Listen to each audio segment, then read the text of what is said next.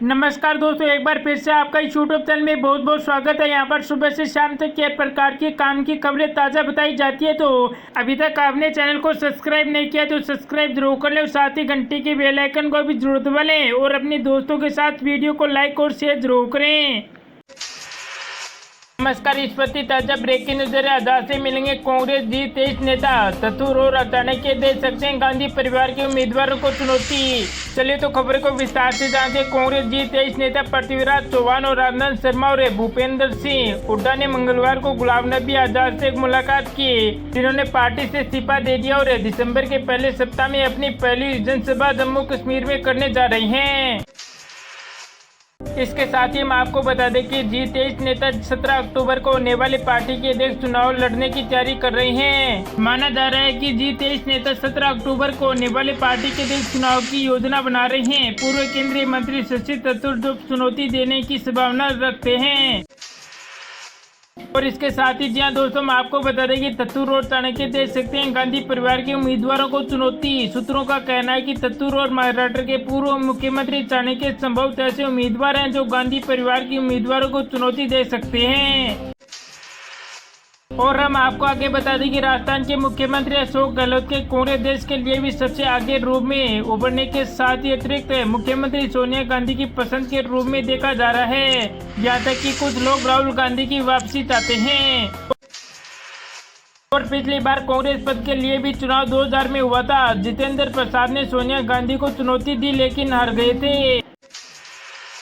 अगली ताजा breaking news Nitish से मिलेंगे चंद्रशेखर रावत, अटकलें हुई तेज। इसके साथ ही खबर को विस्तार से जानते हैं। बिहार के मुख्यमंत्री नीतीश कुमार और उनके तेलंगाना के समक्ष चंद्रशेखर रावत के बीच मंगलवार को प्रस्तावित बैठक की राजनीतिक संभावनाओं को लेकर तरह तरह की अटकलें लगाई जा रही है।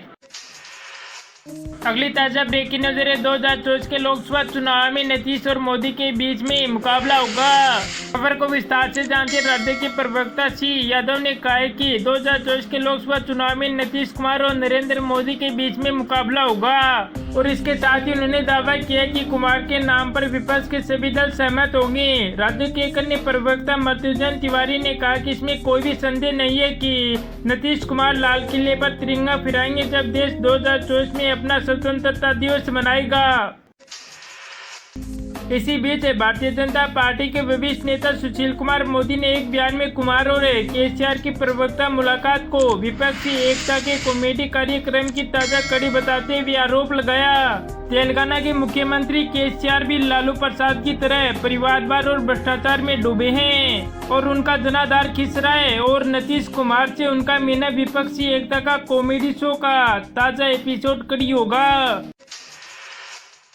अगली ताजा ब्रेकिंग न्यूज मदद की गुहार, फिर भी जहर भरे शब्दों की पुचकार। जम्मू कश्मीर पर जबरन कब्जा करने पर भारत पर आरोप लगाया। चलिए तो खबर को विस्तार से जानते हैं। पाकिस्तान में बाढ़ से हालात बेकाबू हो गए हैं। 10 दिनों से लगातार हो रही बारिश से पाकिस्तान का 1/3 हिस्सा जलमग्न हो गया है। 3.3 करोड़ से लोग अधिक प्रभावित हो गए हैं। 1,000 से अधिक ज्यादा लोगों की मौत हो चुकी है। पाकिस्तान सरकार के लिए सबसे बड़ी समस्या ये है कि अब उसके पास विनाशकारी आपदा से निपटने के लिए न तो पैसा और न ही राशन है।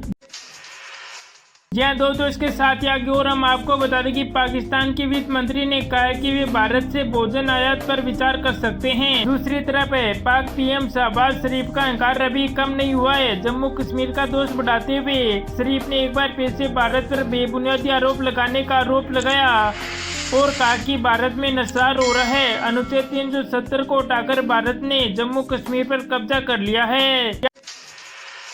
दोस्तों, इसके साथ ही हम आपको बता दें कि विनाशकारी बाढ़ से मदद के लिए दुनिया की ओर देखते हुए पाकिस्तान को तब राहत मिली तब प्रधानमंत्री नरेंद्र मोदी ने ट्वीट कर पड़ोसी देश में प्राकृतिक आपदा पर दुख जताया और कहा कि आपदा से प्रभावित लोगों के परिवार के प्रति उनकी भी गहरी संवेदना है। मैं संवेदना व्यक्त करता हूं कि पीएम मोदी के इस बयान से दोनों देशों के बीच में संभावित सहयोग की उम्मीदें लगी है। भारत सरकार भी पाकिस्तान को उम्मीद देने के लिए उन स्तर पर बैठक कर रहा है, लेकिन अब पाक शहबाज शरीफ के बयान से उम्मीदें हिल गई है। इसके साथ ही हम आपको बता दें कि पीएम मोदी के साथ बैठकर बात करने के लिए तैयार है शाहबाज। शाहबाज ने आगे कहा कि हालांकि मैं प्रधानमंत्री नरेंद्र मोदी के साथ बैठकर बात करने के लिए तैयार हूं। हम युद्ध बर्दाश्त नहीं कर सकते। हमें अपने देशों में गरीबी कम करने के लिए अल्पसंख्यक संसाधनों को समर्पित करना होगा, लेकिन हम इन मुद्दों को हल किए बिना शांति से नहीं बैठ सकते। अगली ताजा ब्रेकिंग न्यूज की हम बात करें। अन्ना हजारे ने दिल्ली सरकार की शराब नीति पर अरविंद केजरीवाल को लिखा पत्र, कहा कि आप कथनी और करनी में फर्क है। चलिए खबर को विस्तार से जानते हैं। वरिष्ठ नेता सामाजिक अन्ना हजारे ने दिल्ली सरकार की शराब नीति से नाराज होकर मुख्यमंत्री अरविंद केजरीवाल को पत्र लिखा। इस पत्र के जरिए अन्ना हजारे ने केजरीवाल को 10 साल पहले मुलाकात की याद दिलाते हुए कहा कि उनकी कथनी और करनी में अंतर है। इसके साथ ही अन्ना हजारे ने कहा कि आप सरकार की शराब नीति लोगों की जिंदगी बर्बाद कर रही है। इसका दो टूक जवाब देते हुए अरविंद केजरीवाल ने अन्ना हजारे को भाजपा के इशारे पर काम करने का आरोप लगाया है। अगली ताजा ब्रेकिंग न्यूज। योगी सरकार का बड़ा तोहफा, उत्तराखंड की तर्ज पर 60 साल या उससे अधिक उम्र वाले पत्रकारों को मिलेगी पेंशन है। जी हाँ दोस्तों, चलिए तो खबर को विस्तार से जानते हैं। उत्तर प्रदेश सरकार ने उत्तराखंड की तर्ज पर प्रदेश में 60 या उससे अधिक की उम्र के पत्रकारों को पेंशन योजना का लाभ देने का फैसला किया है। सूचना एवं जनसंपर्क विभाग की ओर से बुधवार को ये जानकारी देते हुए बताया कि शासन ने इस आशय का आदेश जारी कर दिया है। इसके साथ ही हम आपको बता दें कि उप निदेशक हनुमान राम त्रिपाठी की ओर से गत वर्ष शुक्रवार को जारी पत्र में सभी जिलों से सूची अधिकारियों से 60 या से अधिक उम्र के पत्रकारों का विवरण 1 सप्ताह के भीतर लेने को कहा गया है। इससे पिछले महीने जुलाई में उत्तराखंड सरकार ने 60 या से अधिक उम्र के पत्रकारों को पेंशन योजना के दायरे में लाने की घोषणा की थी। परिपत्र में कहा गया था। अगली ताजा ब्रेकिंग न्यूज। दिल्ली में कल से पुरानी शराब नीति होगी लागू, बंद होंगी शराब के निजी ठिकाने, कल से खुलेंगी 700 सरकारी दुकानें। चलिए खबर को आगे जानते हैं। राष्ट्रीय राजधानी में शराब की नीति दुकानों की जगह अब दिल्ली सरकार के 700 से अधिक विक्रय केंद्र लेंगे।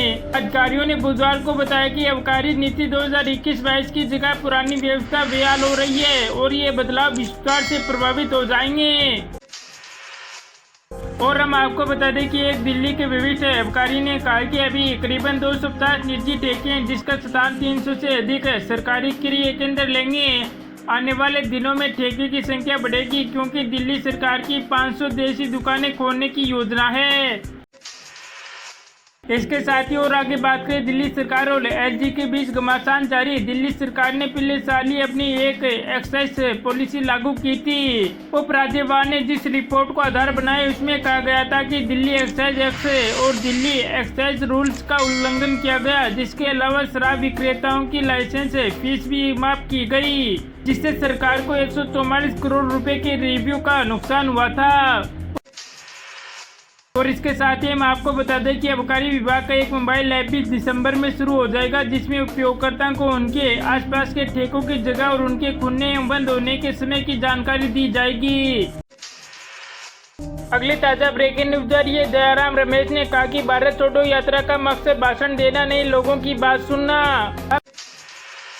हम आपको आगे बता दें कि कांग्रेस के वरिष्ठ नेता जयराम रमेश ने बुधवार को कहा कि पार्टी की भारत छोड़ो यात्रा बोलने वाली नहीं बल्कि सुनने वाली यात्रा होगी, जिसमें राहुल गांधी भाषण नहीं देंगे, पब्लिक समाज के विभिन्न वर्गों की बात सुनेंगे। पूर्व कांग्रेस अध्यक्ष राहुल गांधी 7 दिसंबर को तमिलनाडु के कन्याकुमारी से कश्मीर तक 350 किलोमीटर की पैदल यात्रा शुरू करेंगे,